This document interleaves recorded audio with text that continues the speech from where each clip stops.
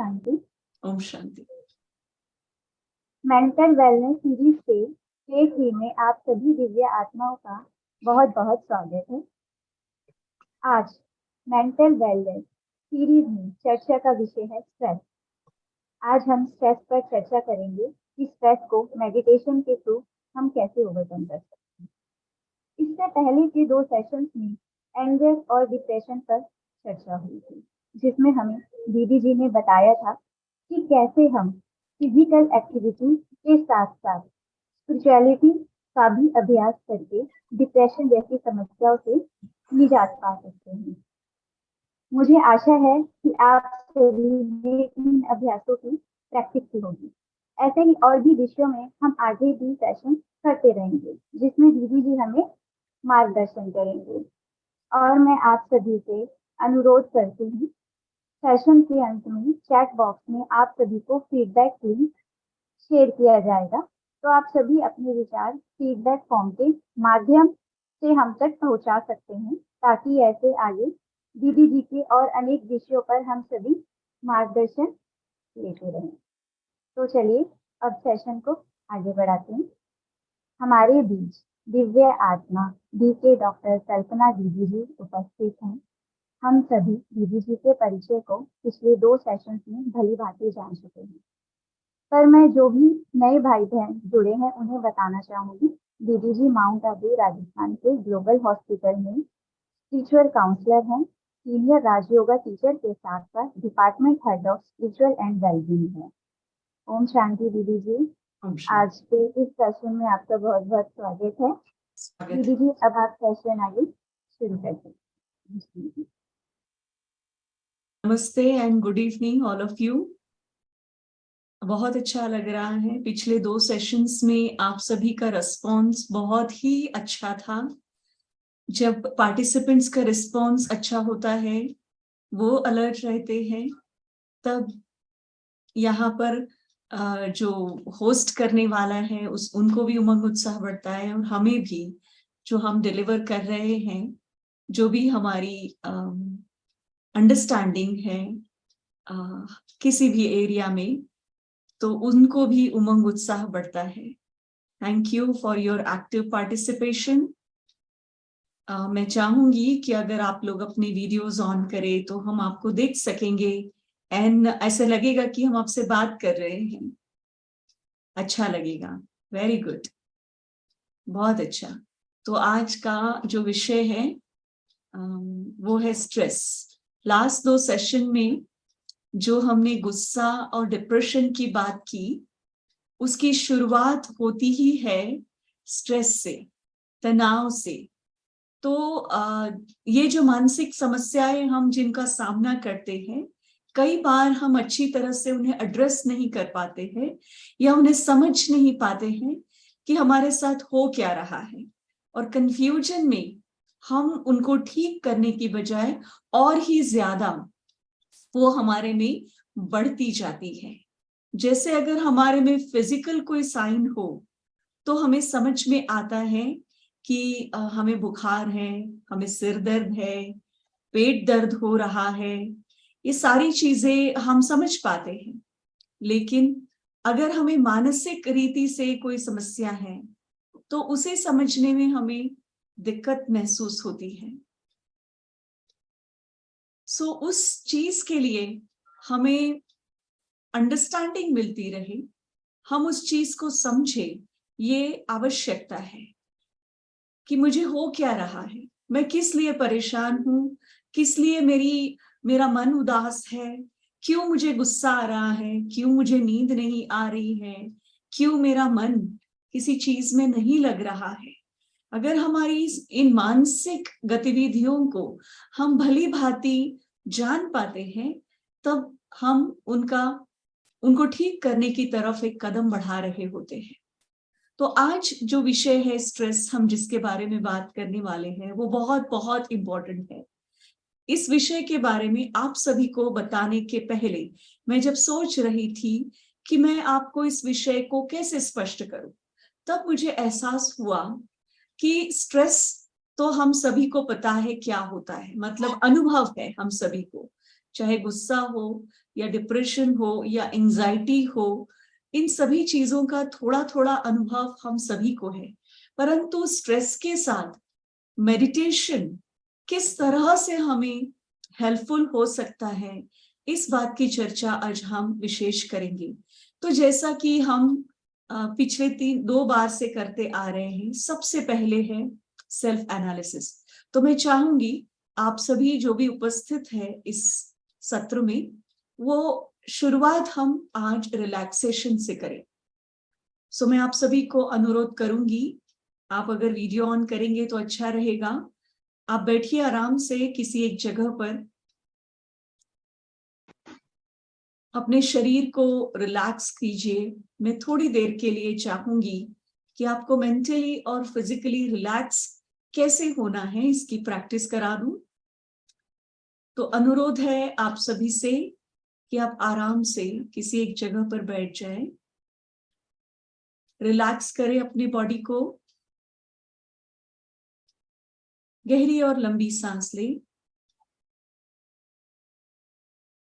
आप अपनी आंखों को खुला रख सकते हैं या बंद भी कर सकते हैं, जैसा आपको कंफर्टेबल लगे। सांस को भीतर लेते हुए महसूस करें, सांस भीतर जा रही है, छाती से होकर पेट तक पहुंच रही है, पेट से ही सांस बाहर आ रही है। अपने मन में ये विचार करें कि हर सांस के साथ मेरा मन और शरीर रिलैक्स रिलैक्स रिलैक्स हो रहा है।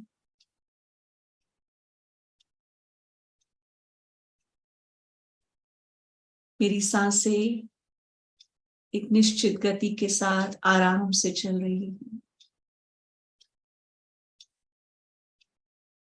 मेरा शरीर आरामदायक स्थिति में है। अपने संपूर्ण शरीर को महसूस करें, एकदम हल्का। शरीर के वजन को वातावरण में छोड़ दें। अपने मन को अपने भीतर की ऊर्जा पर एकाग्र करें। इस शरीर के भीतर एक चैतन्य ऊर्जा स्थित है। उस ऊर्जा पर अपना ध्यान एकाग्र करें। शरीर के भीतर की उस चैतन्य शक्ति को हम आत्मा कहते हैं।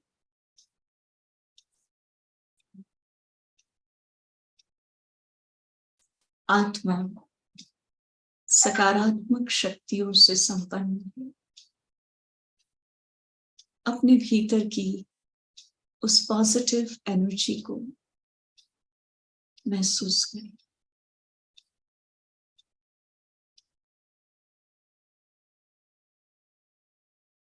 आत्मा का निवास दोनों भ्रुकुटियों के बीच में, मस्तक के बीचों बीच, आंखों के पीछे है। कोशिश करें उस स्थान पर चमकती हुई दिव्य ज्योति, उस ऊर्जा को देखें और महसूस करें।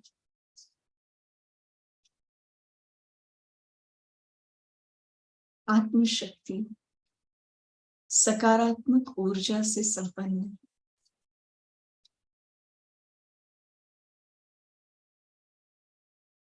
अपने भीतर की सकारात्मक ऊर्जा को महसूस करें।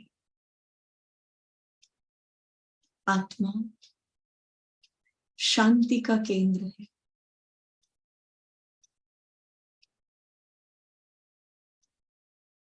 अपने भीतर आत्मा के साथ शांति को महसूस करें।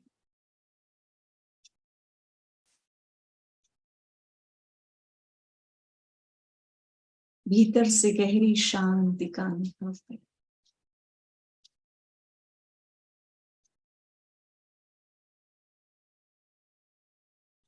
आत्म ज्योति के साथ प्रेम की शक्ति सदा ही है। अपने भीतर उस निस्वार्थ पवित्र प्रेम को महसूस करें।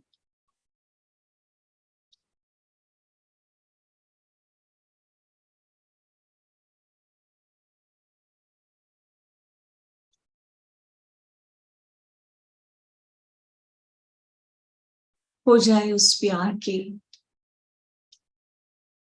समंदर में।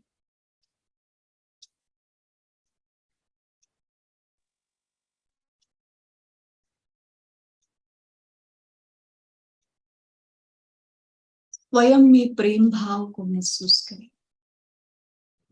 मैं जो हूं, जैसी हूं, अच्छाइयां और कमियों के साथ मैं स्वयं को स्वीकार करती हूँ।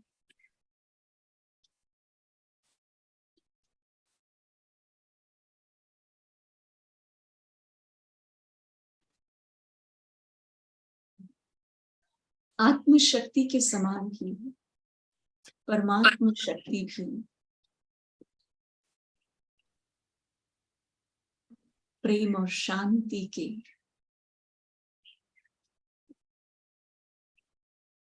अखंड स्रोत के साथ मेरे सन्मुख विराजमान परमपिता परमात्मा दिव्य शक्ति मेरे समीप है।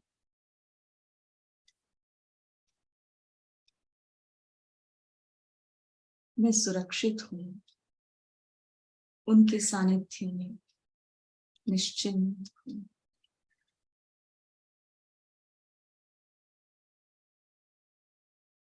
गहरी सांस लें। ओम शांति। अब हम आज के विषय के तरफ चलते हैं। आज का विषय है तनाव, स्ट्रेस।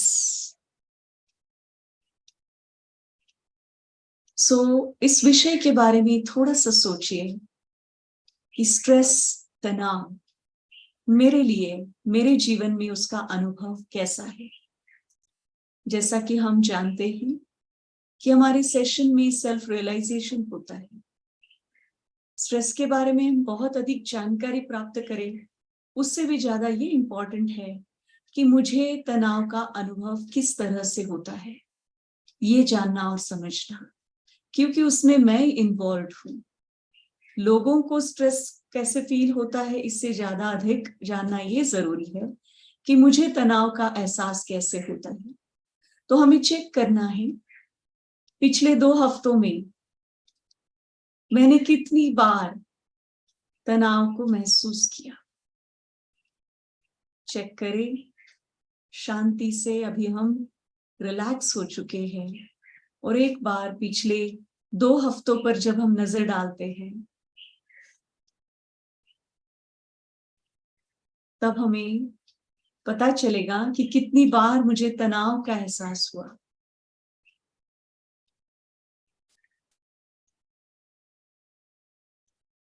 दूसरा प्रश्न है, 1 बार, 2 बार, 3 बार, कितनी बार मैंने तनाव को महसूस किया और क्या स्थिति थी उस समय मेरी। उसका अनुभव करते हुए हमें ये चेक करना है कि मेरे लिए तनाव क्या है। किसी एक वर्ड या एक सेंटेंस में आप अपने तनाव के बारे में लिखिए। चैट बॉक्स में लिखिए कि तनाव मेरे लिए क्या है, स्ट्रेस को मैं कैसे महसूस करती हूँ। एक शब्द या एक लाइन में लिख सकते हैं।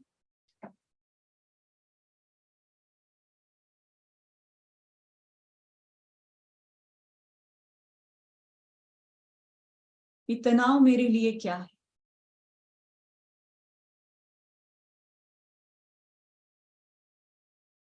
और कितनी बार मुझे लास्ट 2 वीक्स में स्ट्रेसफुल महसूस हुआ, लिखिए चैट बॉक्स में।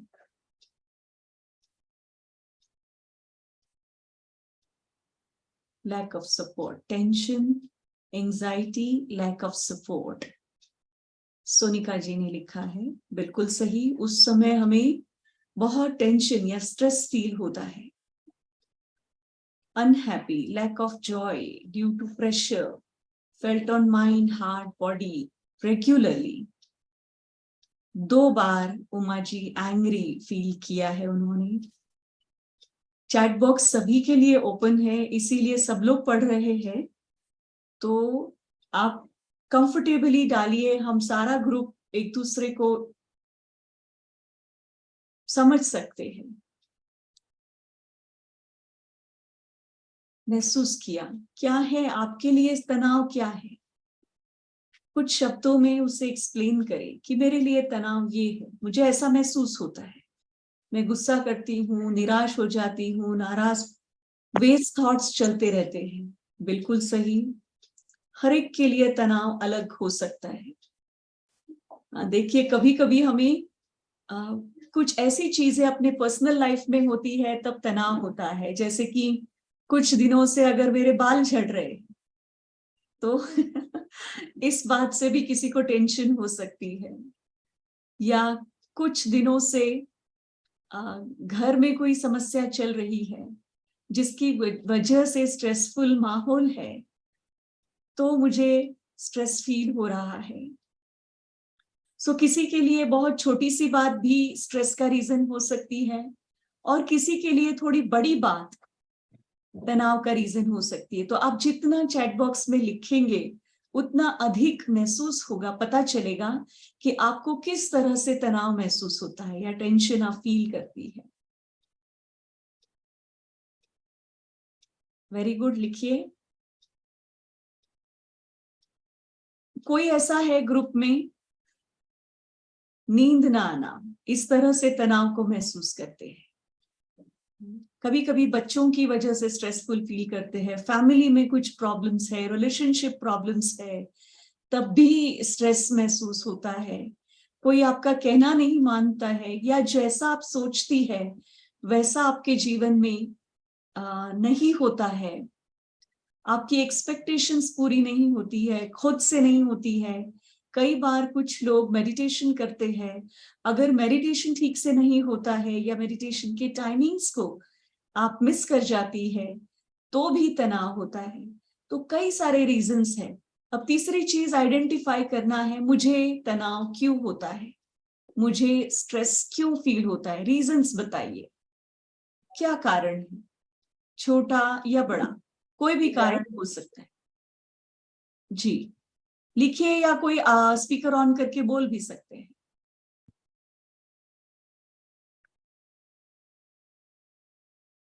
मुझे क्यों तनाव होता है, क्या वजह है, मेरे बच्चे कहना नहीं मानते, ये सबसे सबसे ना उसका कपड़ा गीला हो गया।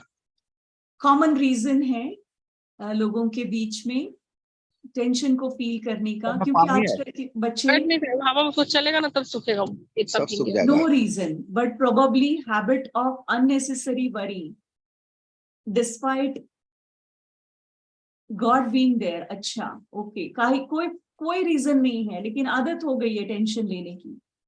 When my expectations are not met, okay, बिल्कुल सही। पहचानते जाइए, रीजंस को आइडेंटिफाई कीजिए।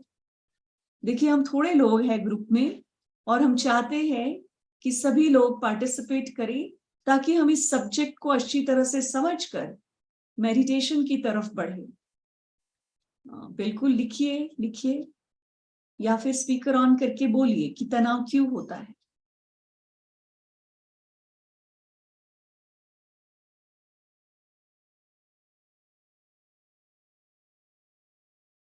जब हम कुछ खोने लगते हैं अपने जीवन में तब भी हमें टेंशन फील होता है, चाहे वो हेल्थ रिलेटेड, आपकी पर्सनल हेल्थ के रिलेटेड कोई बातें हो, जैसे अगर बीमारी किसी भी तरह से आती है, ब्लड प्रेशर है, डायबिटीज है, इनके लक्षण नजर आने लगते हैं, या वेट बढ़ने लगता है या वेट कम होता है, कई सारे रीजन होते हैं। बच्चे कहना नहीं मानते हैं, घर के काम समय पर पूरे नहीं होते हैं, फिर सुबह से उठकर रात सोने तक हम घर का सारा काम करते हुए अपने लिए समय नहीं निकाल, टू मेनी रिस्पॉन्सिबिलिटीज। बिल्कुल सही, एक ही व्यक्ति पर, घर की गृहिणी होती है, उसके ऊपर सारी रिस्पॉन्सिबिलिटीज होती है। हम में से कुछ गृहिणियां वर्किंग वुमेन्स भी होती है, और इसीलिए भी हमें तनाव महसूस होता है कि हम क्या क्या करें, कौन सी रिस्पॉन्सिबिलिटी। जब हमारे लव्ड वंस को कोई भी मेंटली या फिजिकली इशू होता है, बिल्कुल सही कहा, मन हलचल में आता है, बिल्कुल ठीक। सो अपने स्ट्रेस की वजह को जानना बहुत अधिक इंपॉर्टेंट है। अब हम कैसे पहचाने कि मैं तनाव में हूं, मुझे टेंशन हो रहा है, ये स्ट्रेस के लक्षण है, ये मैं कैसे महसूस करूं? तो हम देखते हैं कि अगर हम बीमार होते हैं, कोई हेल्थ रीजन होता है, तब भी हमें तनाव महसूस होता है। हम सारा दिन रिस्पॉन्सिबिलिटीज को फुलफिल करते हुए टायर्ड फील करते, थकावट महसूस होती है, तब भी टेंशन होता है, और उस वजह से हेडेक भी होता है, सिर दर्द होने लगता है। देन टाइम मैनेजमेंट नहीं कर पाते, हम बहुत कुछ करना चाहते हैं, सबके एम्बिशंस होते हैं, एस्पिरेशंस होती है, हमें ये भी करना है। गृहिणियों को घर का काम करके और भी कई काम, कई चीजें करने की इच्छा होती है, उनकी हॉबीज होती है, जब वो पूरी नहीं होती है तब टेंशन होता है। टाइम मैनेजमेंट नहीं कर पाते, नींद न आने के कारण भी तनाव बढ़ता है। बहुत अधिक चिंता, हम में से कईयों को चिंता करने की भी आदत पड़ जाती है, अपनी चिंता करें और अपने घर वालों की भी चिंता करें। हालांकि चिंता करने की कोई वजह नहीं होती है, परंतु चिंता करने की आदत सी बन जाती है, और उस आदत की वजह से हम हर छोटी या बड़ी बात की चिंता करते रहते हैं। जैसे किसी ने कहा, बच्चे कहना नहीं मानते हैं, तो सबसे पहले तो ये रियलिटी हमें एक्सेप्ट करनी होगी कि आजकल के बच्चे कहना मानेंगे नहीं।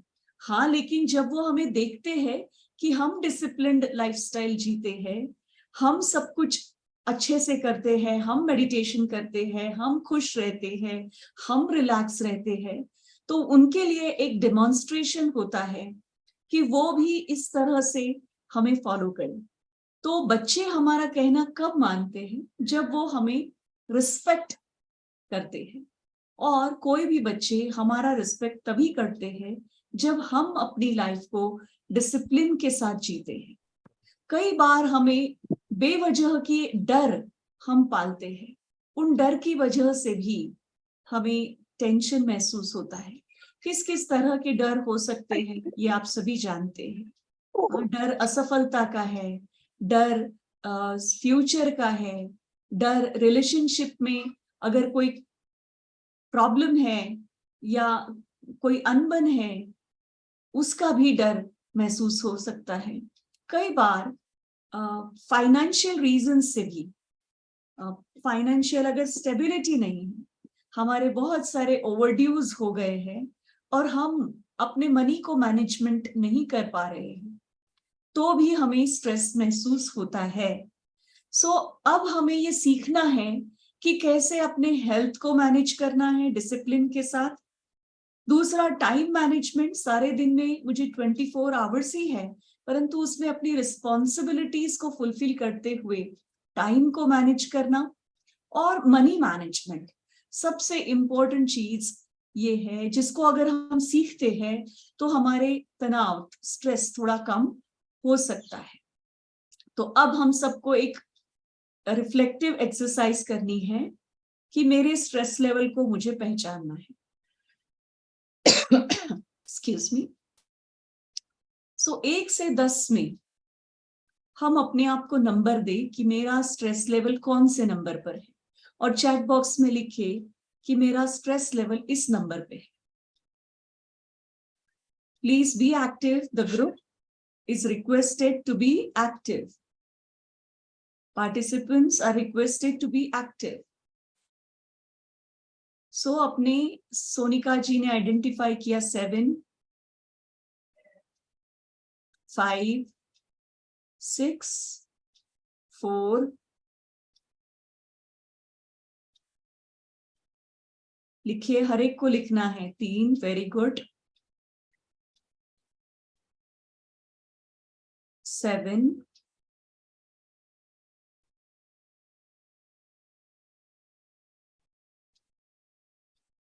3,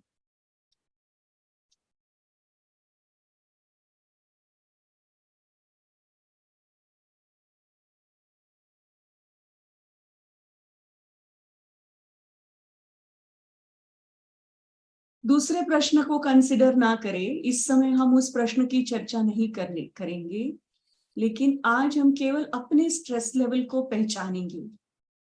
जिन लोगों ने 5 या 5 से अधिक नंबर दिया है अपने आप के स्ट्रेस लेवल को आइडेंटिफाई करते हुए, उन लोगों को स्ट्रेस मैनेजमेंट स्किल्स को सीखने की जरूरत है। मुझे ये बताइए, क्या स्ट्रेस मैनेजमेंट के स्किल्स को सीखने से और मेडिटेशन की प्रैक्टिस से क्या स्ट्रेस को मैनेज किया जा सकता है? तैयार क्या, अच्छे से तैयार हो। जी, बिल्कुल सही कहा आपने कि स्ट्रेस तो होगा ही। हम ये डिनाई नहीं कर सकते हैं कि डे टू डे लाइफ में स्ट्रेसफुल सिचुएशंस नहीं आएगी, बिल्कुल आएगी। कभी कभी छोटी चीज में स्ट्रेस होगा, कभी कभी बड़ी चीज में होगा।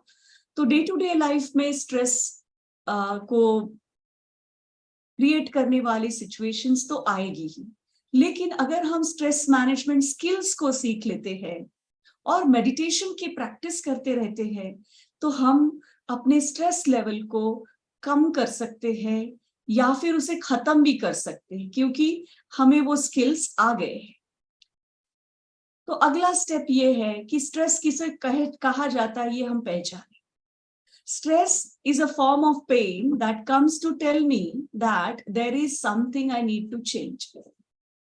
तनाव एक ऐसी स्थिति है जो मेरे जीवन में इसलिए आती है, एक दर्द है ऐसा जो फिजिकल या मेंटल पेन के रूप में मैं फील करती हूँ। वो मुझे ये इन्फॉर्म करती है कि मुझे कहीं ना कहीं अपने थॉट प्रोसेस में या डेली रूटीन में या लाइफस्टाइल में चेंज करने की आवश्यकता है। इस बात को आप सभी समझ गए हैं कि स्ट्रेस एक ऐसी कंडीशन है, मेंटल और फिजिकल, ऐसा दर्द हमें महसूस होता है, चाहे वो मन में या फिर शरीर में, जो हमें ये इन्फॉर्म करता है कि आपको अपनी दिनचर्या में, अपने थिंकिंग प्रोसेस में या अपनी लाइफस्टाइल में किसी न किसी तरह का चेंज करने की आवश्यकता है। Pain is a messenger that comes to tell me there is something I need to learn. मुझे कुछ नया सीखना होगा। तनाव अगर मेरे जीवन में लगातार आ रहा है तो मुझे बताता है कि मुझे जीवन में कुछ नए स्किल्स को सीखने की आवश्यकता है। अब एक मोटे तौर पर देखा जाए तो स्ट्रेस के कई कारण हो सकते हैं। उसको हमने 2 चीजों में डिवाइड किया है, कि एक्सटर्नल कॉजेस और एक है इंटरनल कॉजेस। एक्सटर्नल मतलब हमारे आसपास के परिवेश, वातावरण और लोगों के द्वारा हमारे जीवन में स्ट्रेस क्रिएट होता है, और इंटरनल माना जो मेरा पर्सनल चीजें हैं। तो एक्सटर्नल में आता है हमारी फैमिली, रिलेशनशिप, जिसकी वजह से मेरे जीवन में तनाव उत्पन्न होता है। जो लोग काम करते हैं उनको काम की जगह पर काम की वजह से, अब काम में भी स्किल्स अगर नहीं है, काम से रिलेटेड स्किल्स हमने डेवलप नहीं किए हैं, तो वर्क रिलेटेड स्ट्रेस होता है। काम की जगह पर हमारा कम्युनिकेशन अगर क्लियर नहीं है, हमारा लोगों के साथ व्यवहार और संबंध ठीक नहीं है, तब भी हमारे जीवन में तनाव उत्पन्न होता है। परिवार में भी वही है कि हमारा कम्युनिकेशन और एक दूसरे के साथ संबंध ठीक नहीं है, तब तनाव उत्पन्न होता है। इकोनॉमिक्स,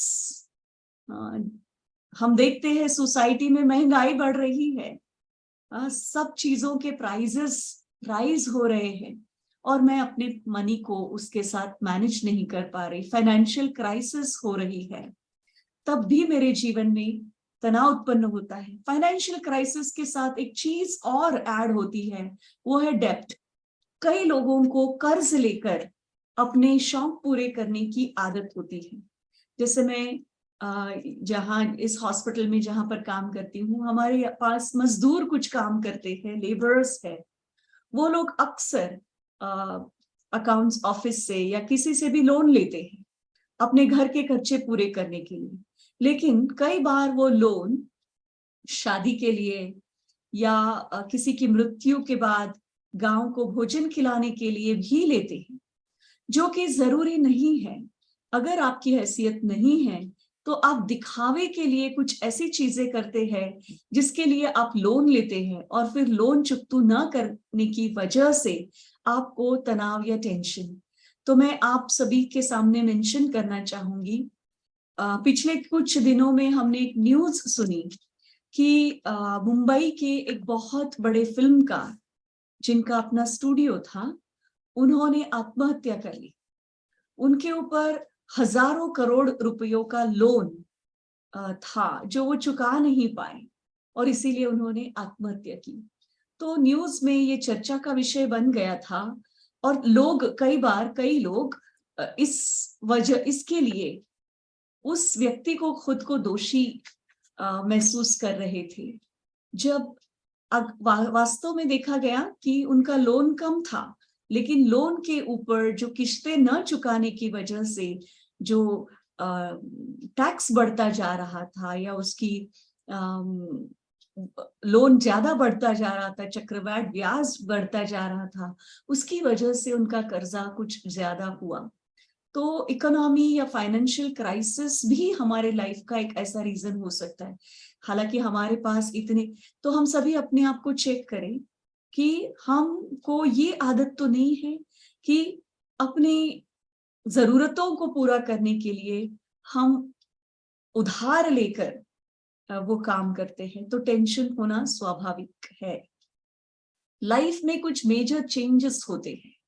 बच्चों के लिए अगर स्कूल चेंज हो जाए तो उनके लिए वो तनाव का, टेंशन का कारण बन सकता है। बड़ों के लिए अगर नौकरी चेंज हो जाए या फिर घर चेंज हो जाए तो चेंज भी हमारे जीवन में तनाव का कारण बन सकता है। आगे आने वाली कुछ घटनाएं ऐसी है जिनको हम नहीं जान पाते हैं, तो उसकी वजह से इनसिक्योरिटी फील होती है। तो एक्सटर्नल कई ऐसे रीजंस है जो हमारे जीवन में तनाव उत्पन्न कर सकते हैं। इंटरनल क्या रीजंस है, तो हमें चिंता करने की आदत है, बेवजह की चिंता, बच्चों की चिंता, परिवार की चिंता। कई बार देखा जाता है बुजुर्ग लोगों को ज्यादा कुछ जिम्मेदारियां नहीं होती है, काम नहीं होता है, तो वो उनकी आदत हो जाती है कि बैठे बैठे लोगों की चिंता करें। फलाना बाहर गया था, वो वापस नहीं आया, किसी ने खाना नहीं खाया, किसने ये काम नहीं किया, कौन कहाँ गया। बेकार की चिंता करने में हम कई बार टेंशन महसूस करते हैं। अनसर्टेनिटी, लाइफ में कुछ भी सर्टेन नहीं है, उस वजह से भी हमें तनाव उत्पन्न होता है। डर, हमारे मन में कई प्रकार के डर है। और एक इम्पोर्टेंट चीज है हमारा एटीट्यूड, हमारा नजरिया दुनिया को देखने का। अगर वो नकारात्मक है तो हम बिना वजह दूसरों की परेशानियों को देखकर भी टेंशन हमें आने लगता है। अनरियलिस्टिक एक्सपेक्टेशंस बहुत इंपॉर्टेंट चीज है कि जो चीज स्वाभाविक नहीं है, रियल नहीं है, उसके लिए भी हम एक्सपेक्ट करते हैं कि ऐसे होना चाहिए। किसी के पास इस बात का कोई एग्जाम्पल है, कोई बता सकता है कि कैसे अनरियलिस्टिक चीजों के एक्सपेक्टेशन के लिए हम चिंता या परेशान होते हैं? किसी के पास कोई अनुभव है?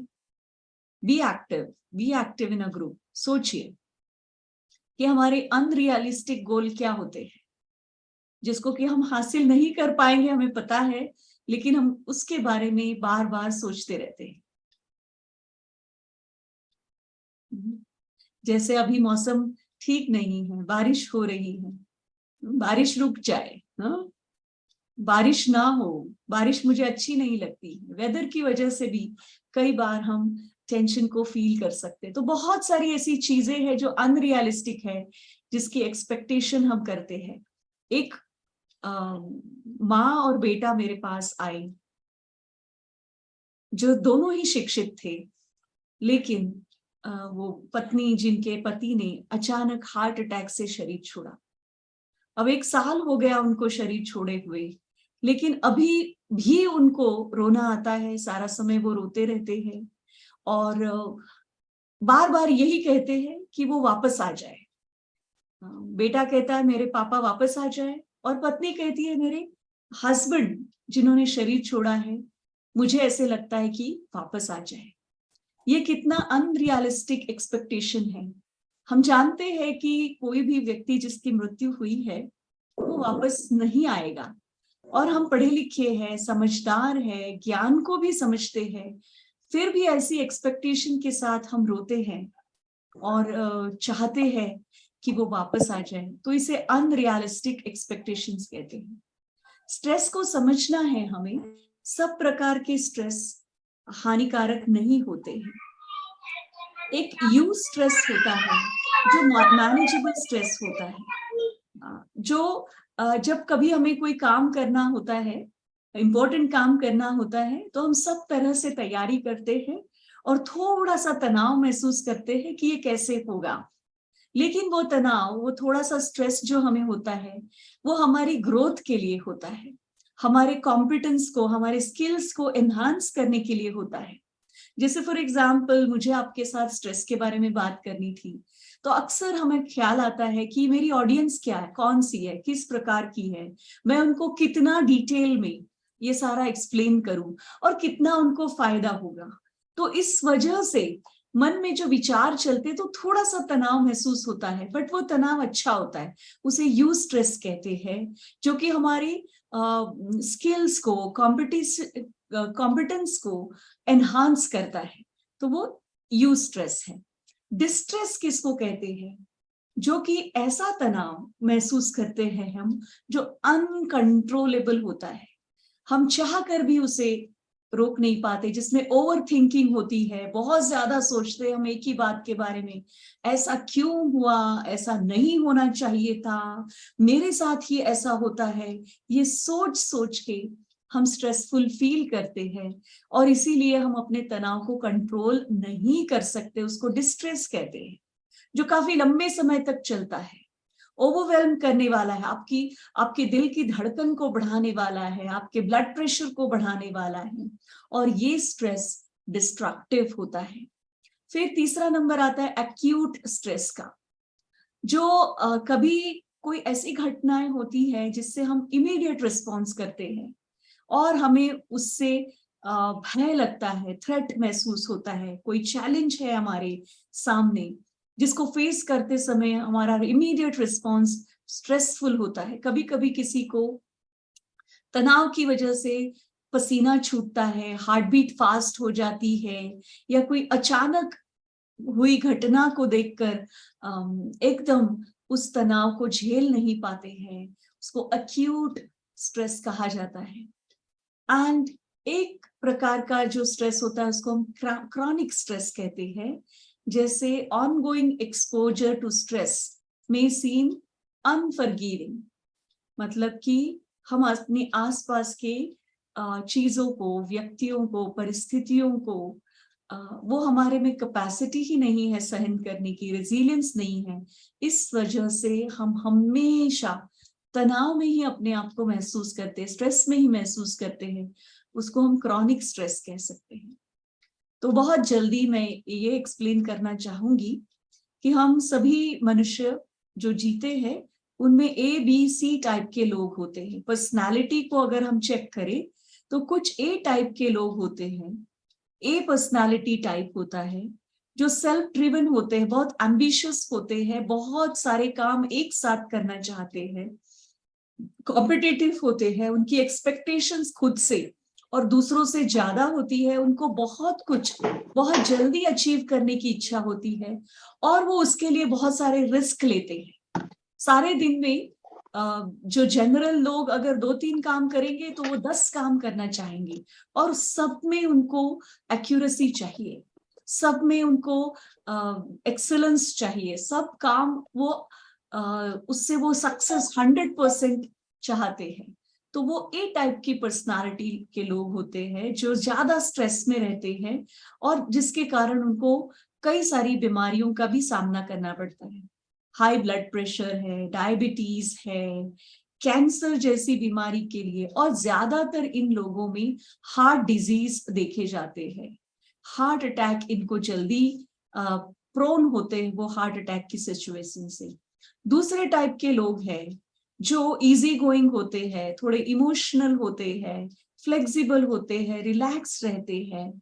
ये एक आकर्षक और चैरिश्मिक पर्सनालिटी के लोग होते हैं जो अपने काम को करने की प्रोसेस को एंजॉय करते हैं। उनको बहुत ज्यादा कुछ अचीव करने की इच्छा नहीं होती है, लेकिन जो अचीव करना है वो अचीव करते समय वो प्रोसेस को एंजॉय करना चाहते हैं, रिलैक्स रहते हैं, बैलेंस्ड रहते हैं। उनको किसी चीज को करने की अर्जेंसी नहीं होती है, वो जानते हैं टाइम बाउंडिंग है, मुझे इतने टाइम में करना है, पर अपने टाइम को वो अच्छी तरह से मैनेज कर पाते हैं। वो बी टाइप के लोग होते हैं। सी टाइप पर्सनालिटी के लोग होते हैं वो तो थोड़ा इंट्रोवर्ट होते हैं, कम बोलते हैं, अपनी चिंताओं को कम व्यक्त करते हैं और अकेले काम करना पसंद करते हैं। बी टाइप के लोग सबके साथ मिलकर काम करेंगे। ए टाइप के लोग सबके साथ मिलकर तो काम करेंगे लेकिन सबके ऊपर बॉसिंग करते रहेंगे। लेकिन सी टाइप के लोग अकेले में काम करना पसंद करते हैं, उनको किसी की मदद लेना आता नहीं है, ग्रुप में या काम करना उन्हें आता नहीं है। डिटेल में काम करना, बहुत एक्यूरेट काम करना, हम कह सकते हैं कुछ थोड़ा बहुत इनमें ओसीडी का भी मात्रा देखी जाती है। परफेक्शनिस्ट होते हैं, उनको अपने काम पर विश्वास होता है, वो हर काम परफेक्टली करना चाहते हैं और यही लोग स्ट्रेसपूर्ण होते हैं। तो मैं चाहूंगी कि जो लोग भी जुड़े हुए हैं आज के इस सत्र में वो लिखे कि मेरी पर्सनालिटी किस टाइप की है, ए, बी या सी। अगर नहीं समझ में आया है ये तो वो पूछ सकते हैं कि ABC my type is C, okay, मैं किस टाइप की पर्सनालिटी हूं। लिखिए, हर एक लिखे, अपने आप को देखे, महसूस करें। ये सेशन रियलाइजेशन का सेशन है। C type, B type, very good. लिखिए, हर एक लिखेगा मेरी टाइप ऑफ पर्सनालिटी क्या है।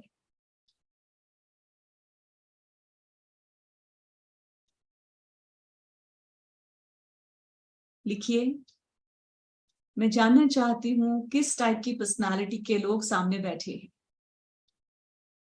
सी टाइप ज्यादा है।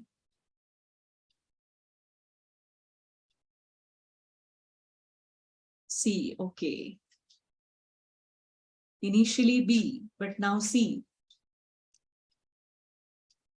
Very good. लिखिए, लिखिए, सब लोग लिखिए, अपनी पर्सनालिटी को आइडेंटिफाई। मेरी पर्सनालिटी बी टाइप की है तो मुझे बहुत ज्यादा स्ट्रेस नहीं होता है किसी बात का, अगर होता भी है तो आई कैन मैनेज इट। सो मेरी पर्सनालिटी बी टाइप की है।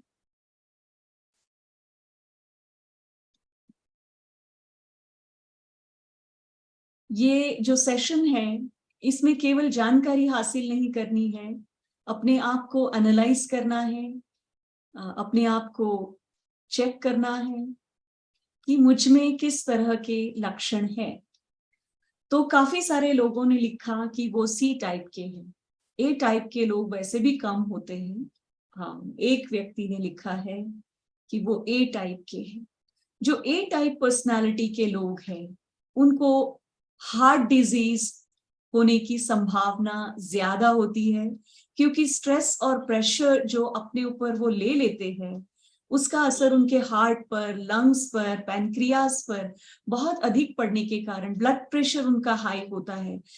आप समझ लीजिए कि वो सारी बीमारियों को इनवाइट करते हैं। तो मेडिटेशन वो कड़ी है जो हमें ए टाइप पर्सनालिटी को पहचानने के बाद धीरे धीरे बी टाइप की तरफ ले जाती है। सी टाइप पर्सनालिटी के लोग स्ट्रेस प्रोन होते हैं क्योंकि वो हर काम में परफेक्शन चाहते हैं कि ऐसे ही होना चाहिए, मैं ही राइट हूं, मैंने जो किया है, हाँ ओके, मैंने जो किया है वही सही है, दूसरे लोगों को मेरे जैसा काम करने आता नहीं है। तो ऐसे लोग हर छोटी बड़ी काम का बहुत ज्यादा स्ट्रेस लेते हैं और इसीलिए उनमें भी बहुत सारी बीमारियां जो हमने डिस्कस की ए टाइप पर्सनालिटी में होती है वो उनमें भी देखी जाती है।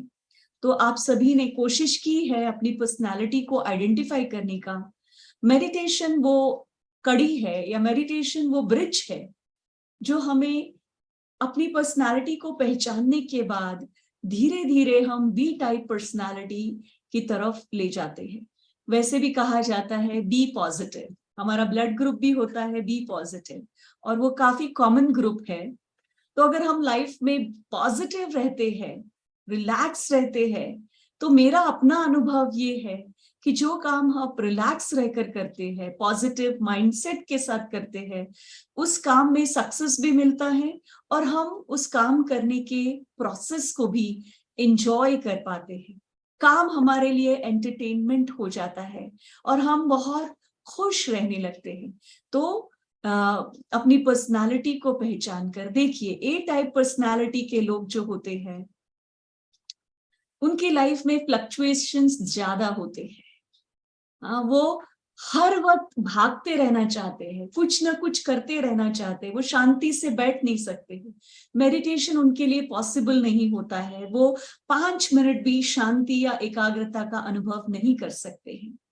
और उसके कंपैरिजन में बी टाइप पर्सनालिटी के लोग जो होते हैं बहुत ज्यादा शांत होते हैं, आरामदायक, खुश रहते हैं, हर चीज को एंजॉय करते हैं। और बी टाइप पर्सनालिटी के लोग ब्रेक्स लेते हैं, हर काम में ब्रेक लेने की उनको आदत होती है कि ब्रेक के साथ काम करेंगे तो हम काम की अपनी एनर्जी को बना के रख सकते हैं। तो समझ में आया आप सभी को हम क्या डिस्कस कर रहे हैं और खुद को भी आप अनुभव कर रहे होंगे। ओके, ठीक है, ओके लिखिए, चैट बॉक्स में लिखिए ओके। हम आगे बढ़े, आगे बढ़े। अब तक जो कुछ भी हमने समझा उसको आपकी समझ में आ गया है। चलिए आगे बढ़ते हैं। अब थोड़ा सा मैं क्या हूं, मैं कौन सी पर्सनालिटी का हूं, उसको जानने के लिए एक टेस्ट है, वो टेस्ट हम करेंगे। सभी लोग अपना हाथ, दोनों हाथ अपने सामने रखे, सभी लोग अपने दोनों हाथ अपने सामने रखे और देखें कि मेरे हाथ की जो लास्ट उंगली है उसका लास्ट की 2 उंगलियां जो है वो किस तरह से, उनकी लंबाई देखिए। चित्र में जैसे दिखाया है कि ए टाइप के लोग होते हैं, उनकी जो उंगली है लास्ट उंगली वो सेकंड लास्ट उंगली में ऊपर की तरफ है, दोनों मिली हुई है। बी टाइप पर्सनालिटी के लोग जो होते हैं उनकी छोटी उंगली सेकंड लास्ट उंगली से उंगली के ऊपर वाले हिस्से से छोटी होती है, आप देख रहे हैं चित्र में। और सी टाइप के लोग जो होते हैं उनकी तर्जनी, जिसको बोलते हैं लास्ट उंगली, रिंग फिंगर में जो ऊपर वाला हिस्सा है उसके साथ उसमें थोड़ा ऊंचाई पर होती है। आपने चेक किया कि मेरी पर्सनालिटी कौन सी? अब लिखिए, लिखिए चैट बॉक्स में लिखिए, आपने अपनी पर्सनालिटी को आइडेंटिफाई किया। मेरी पर्सनालिटी है बी टाइप, मैंने अपनी उंगली को चेक किया।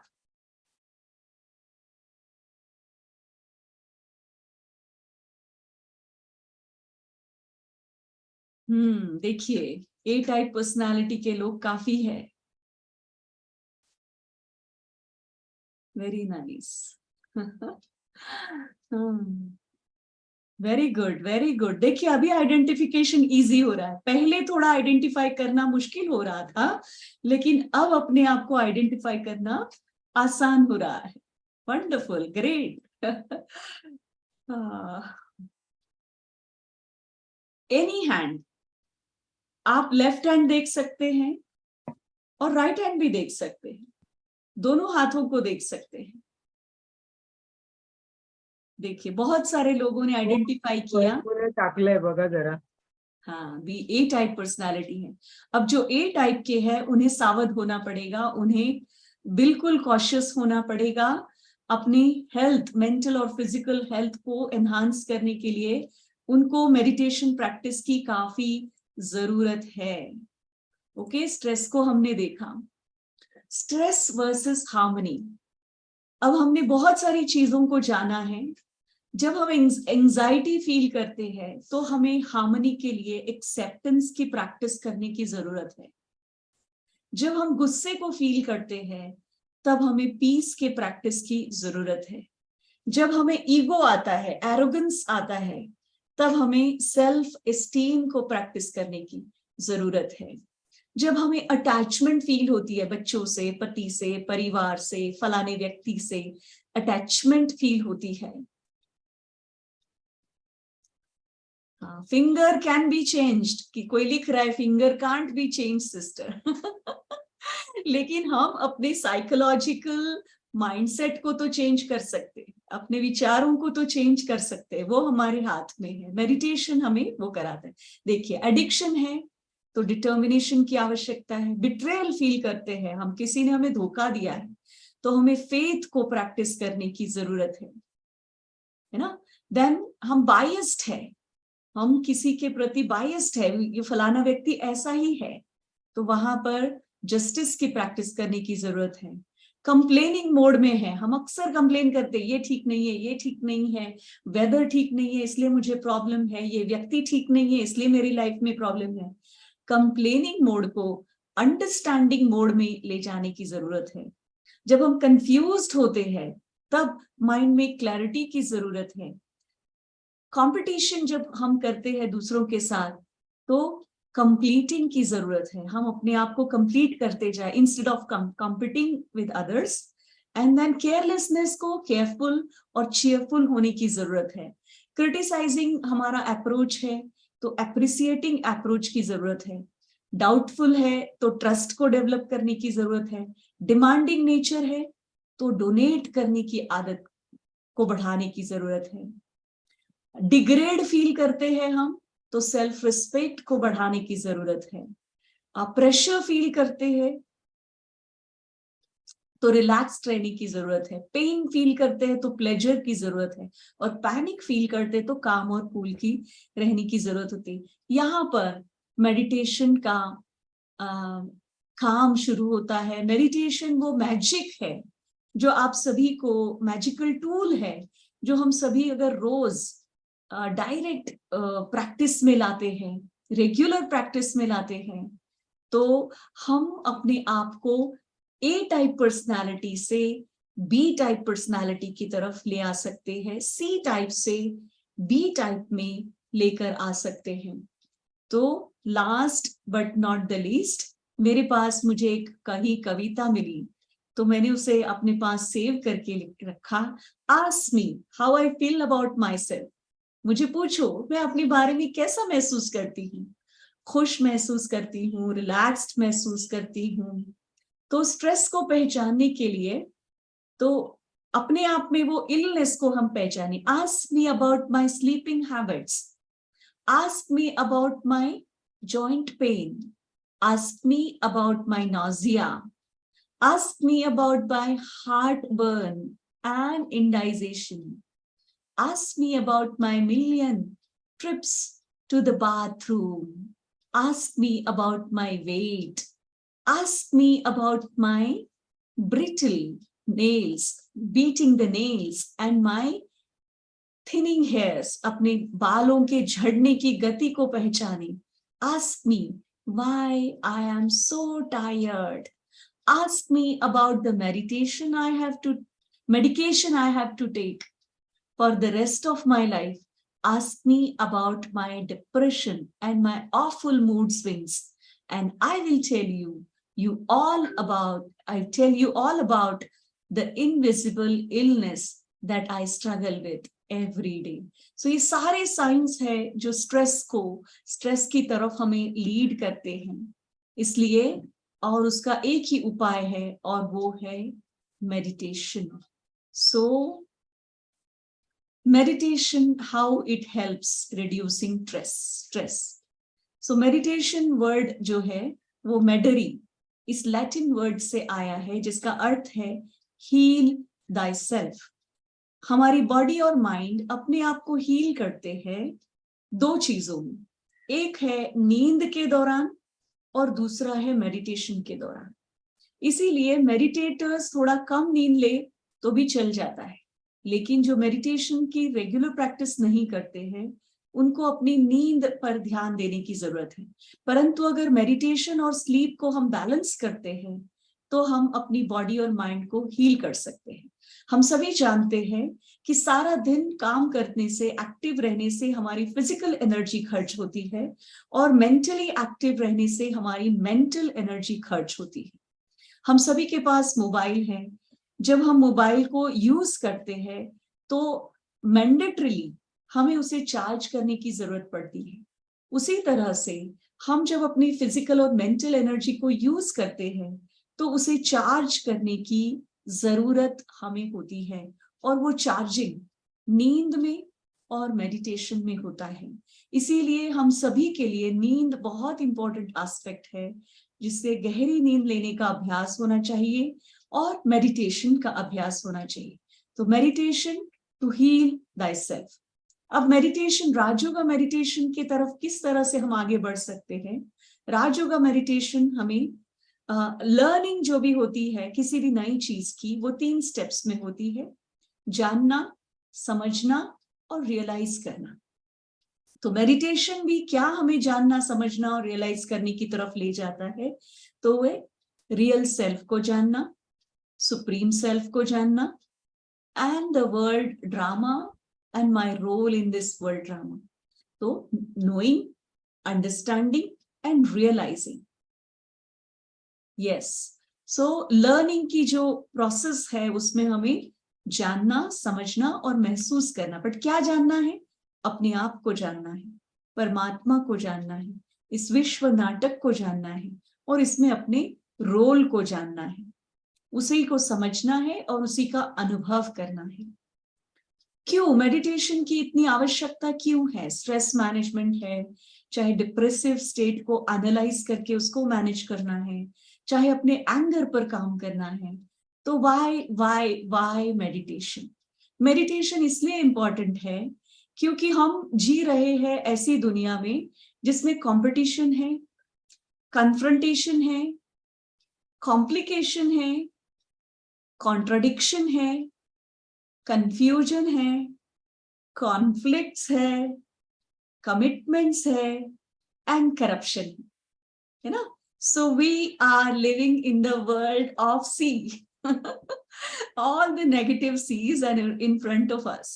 Competition, confrontation, complication, contradiction, confusion, conflicts. अच्छा, ऐसे में हमको और 3 C's को जो पॉजिटिव और मेडिटेशन की तरफ ले जाने वाले हैं वो भी जानने हैं। तो हमें हेल्दी लाइफ जीने के लिए सेल्फ एम्पावरमेंट की जरूरत है, और वो सेल्फ एम्पावरमेंट की शुरुआत होती है पॉजिटिव थिंकिंग से। सो ये जो सारे सीज हमने देखे, उस सीज को खत्म करने के लिए 3 सीज में आज आपको देने वाली हूं। वो 3 सीज आपको घर लेके जाना है। तो राजयोगा मेडिटेशन ही क्यों? दुनिया में बहुत सारे मेडिटेशन सिखाए जाते हैं, लेकिन राजयोग मेडिटेशन क्यों इफेक्टिव है? क्योंकि वो बहुत आसान है। इतना आसान है कि 5 साल का बच्चा भी प्रैक्टिस कर सकता है, बूढ़े भी प्रैक्टिस कर सकते हैं, जवान प्रैक्टिस कर सकते हैं, अनपढ़ प्रैक्टिस कर सकते हैं, पढ़े लिखे प्रैक्टिस कर सकते हैं, किसी भी भाषा के हो, किसी भी जाति के हो, किसी भी धर्म के हो, सब लोग प्रैक्टिस कर सकते हैं। दूसरा रीजन है कि जो राजयोगा मेडिटेशन है वो नॉलेज के ऊपर डिपेंड करता है। आप आध्यात्मिक ज्ञान को सीख कर, उस ज्ञान को अपने जीवन में धारण कर मेडिटेशन की तरफ बढ़ते हैं। तीसरा रीजन है मेडिटेशन हमारी मेंटल पावर को बढ़ाता है। इसीलिए राजयोगा मेडिटेशन बहुत जरूरी है। बुद्धि की शक्ति को बढ़ाता है। हमारी बुद्धि का काम है निर्णय लेना, विजुअलाइजेशन करना और अंडरस्टैंडिंग, समझ को बढ़ाना। तो बुद्धि की शक्ति को बढ़ाता है। और सबसे इंपॉर्टेंट चीज, जिस चीज में आप चेंज लाना चाहते हैं, लोगों ने आइडेंटिफाई किया कि मेरी पर्सनालिटी ए है, सी है, लेकिन बी में मैं ट्रांसफर करना चाहता हूं, तो मेडिटेशन वो कड़ी है, वो ब्रिज है जो आपको ए टाइप पर्सनालिटी से सी टाइप पर्सनालिटी से बी तक ला सकता है। संस्कार परिवर्तन, गुस्से की मुझे आदत है, चिंता की मुझे आदत है, लेकिन मैं उसे चेंज नहीं कर पा रही हूँ। मेडिटेशन वो चीज, वो मेथड है जो आपको परिवर्तन की तरफ ले जाती है। इसीलिए मेडिटेशन बहुत बहुत इंपॉर्टेंट है। तो मेडिटेशन है क्या? क्या है मेडिटेशन? राजयोगा मेडिटेशन को अगर हमें समझना है तो 3 सीज को आज हम समझेंगे। सी से शुरू होने वाले 3 शब्दों को समझेंगे। पूरा मेडिटेशन का कंसेप्ट उन्हीं 3 सीज में समा जाता है। पहला सी है, meditation is practising concentration. Meditation, Rajyoga meditation is practising concentration. Second C, the word is practicing connection. And the third word is practicing communication. Raj Yoga meditation is all about these 3 words. Concentration की practice को meditation कहते हैं, concentration को हिंदी में एकाग्रता कहा जाता है। दूसरा word है connection. किसके साथ connection? जब हमारा मोबाइल डिस्चार्ज होता है, हम वायर को जोड़कर कनेक्शन स्विच बोर्ड के साथ करते हैं जहां पर इलेक्ट्रिसिटी सप्लाई है। मेडिटेशन में कनेक्शन जोड़ना है खुद के साथ और खुदा के साथ, परमात्मा के साथ कनेक्शन जोड़ना है। तीसरा वर्ड है कम्युनिकेशन। देखिए, जो इंसान खुद के साथ कम्युनिकेट करना अच्छी तरह से सीख लेता है, वो इंसान दूसरों के साथ कम्युनिकेशन उसका क्लियर, क्रिस्प एंड क्लियर होता है, बहुत पॉजिटिव कम्युनिकेशन होता है। और उसी तरह से हमें कम्युनिकेशन परमात्मा के साथ करना है। मेडिटेशन का मोस्ट ऑफ द पार्ट जो है वो है कम्युनिकेटिंग विद द सुप्रीम। और दूसरी बात है नेचर के साथ कम्युनिकेट करना, क्योंकि हमारा बॉडी हमारी पहली नेचर है, प्रकृति है। उसके साथ जब हम कम्युनिकेट करना सीख जाते हैं तो वही मेडिटेशन की प्रैक्टिस है।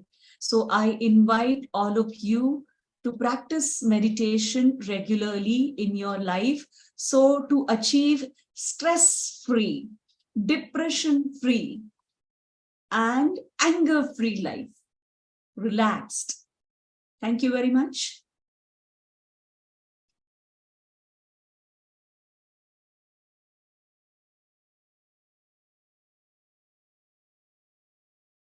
अभी अगर किसी को कोई क्वेश्चन है तो 5 मिनट हम क्वेश्चंस लेंगे और फिर मेडिटेशन की तरफ बढ़ेंगे।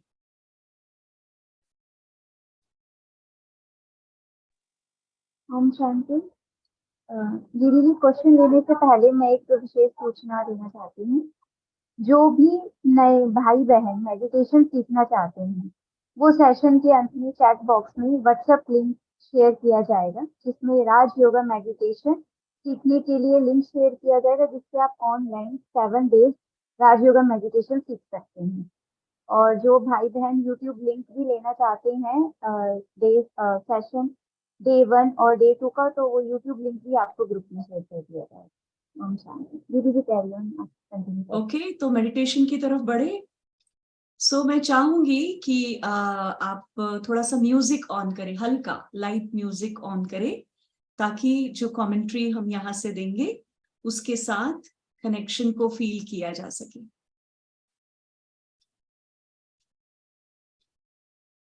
I will request all of you to sit comfortably on your place.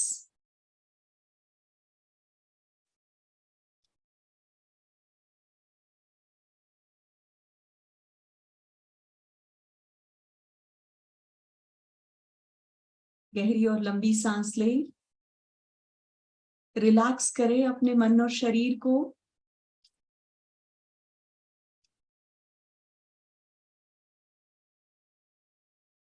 सांस पर अपना पूरा ध्यान एकाग्र करें।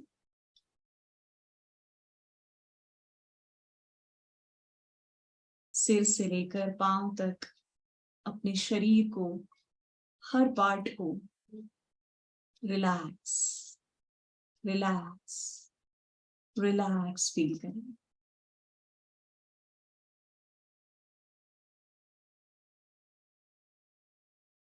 अपने विचारों को देखें।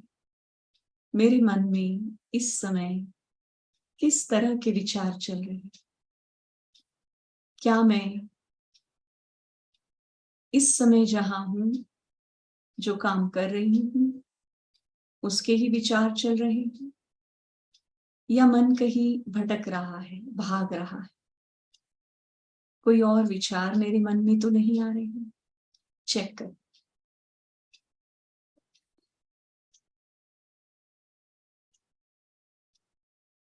अपने मन को थोड़ी देर के लिए सभी विचारों से अलग कर ले। बात करें अपने आप से कि बाकी सब बातें बाद में, इस समय मुझे संपूर्ण शांति, शक्ति का एहसास करना है। अपने विचारों को अपने मस्तक के बीच आत्म ज्योति पर एकाग्र करें। शरीर के भान को धीरे धीरे भूलते जाएं। मेरी मन की आंख के सामने केवल एक ज्योति बिंदु है।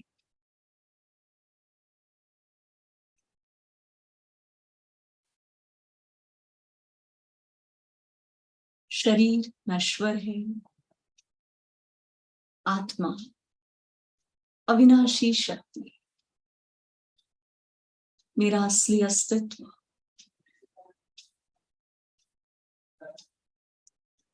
सकारात्मकता से भरपूर है। मस्तक के बीच में दिव्य ज्योति को देखते हुए उसके आसपास शांति के सर्कल्स को महसूस करें।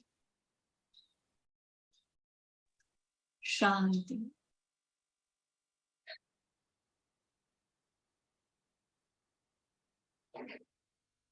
शांति के उस प्रवाह को अपने संपूर्ण शरीर में फैलते हुए महसूस करें।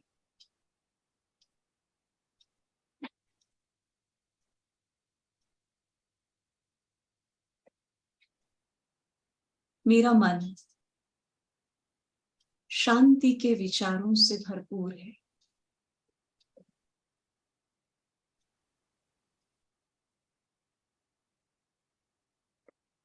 गहरी सांस लेते हुए अपने विचार और भावनाओं को प्रेम की तरफ ले जाएं।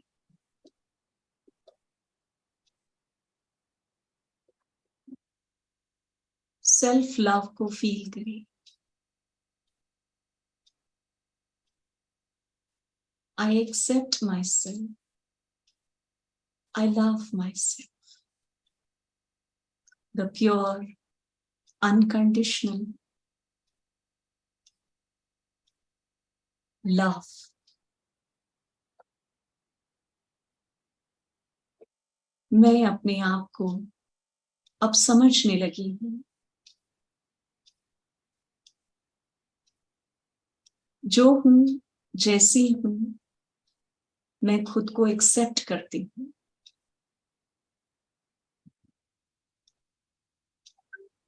मैं अपनी आदतों को बदलने का निश्चय कर चुकी हूं। चिंता की आदत, परेशान होने की आदत, गुस्सा होने की आदत, उदास और निराश होने की आदत आज इस समय मैं छोड़ रही हूं। और मैं निश्चय कर रही हूं कि अब मैं हमेशा पॉजिटिव सोचूंगी। हर परिस्थिति में, हर व्यक्ति के साथ मैं बिल्कुल पॉजिटिव रहूंगी। मेरे आसपास चीजें कितनी भी बिगड़ जाए, लोग कितने भी चैलेंजिंग हो, मेरा अप्रोच चाहे परिस्थिति या व्यक्ति के प्रति पॉजिटिव रहेगा।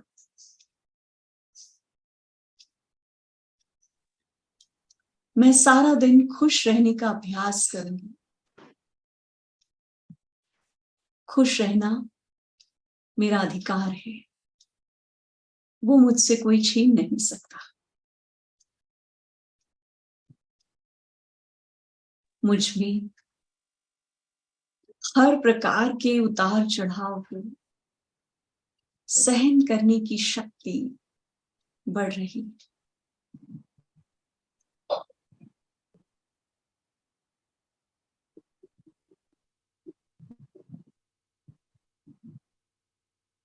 परमात्मा शिव मुझ पर उन शक्तियों की वर्षा कर रहे हैं। मेरे पिता हर कदम मेरे साथ है। मैं कभी भी अकेले नहीं हूं।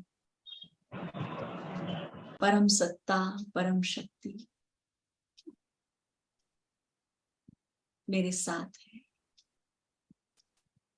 धन्यवाद।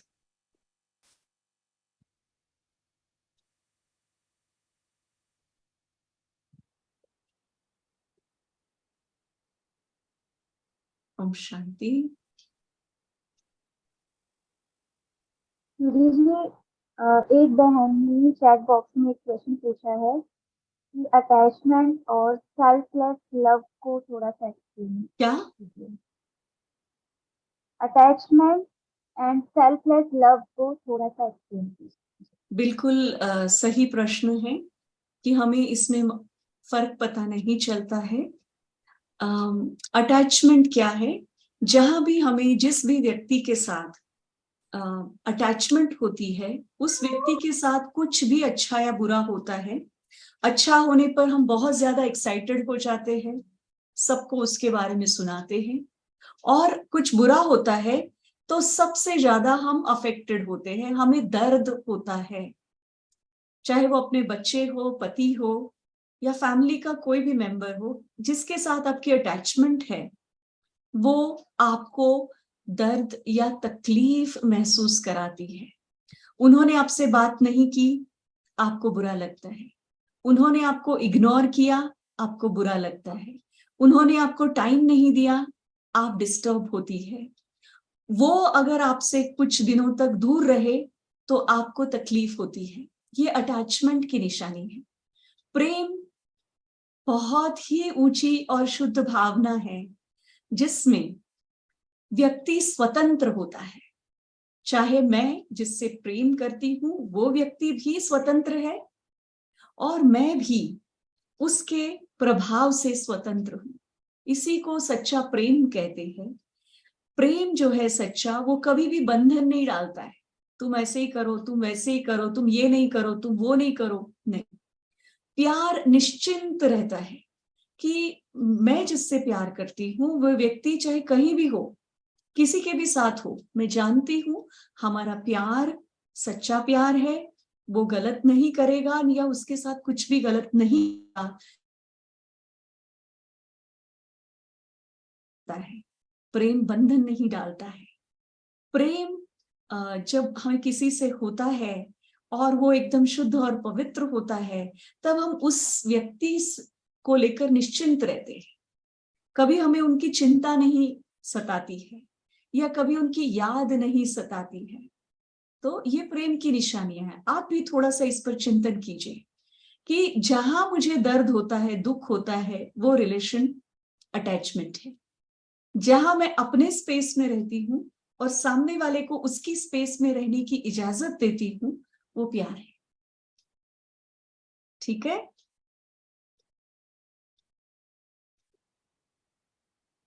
धन्यवाद, थैंक यू, बहुत अच्छा ग्रुप है आपका, all the best. Thank you दीदी, thank you so Thank you. Much.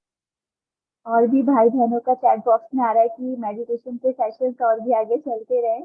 बिल्कुल। और दीदी जी दिल करता है आपको सुनते ही रहे ये सेशन और चलता ही रहे आगे।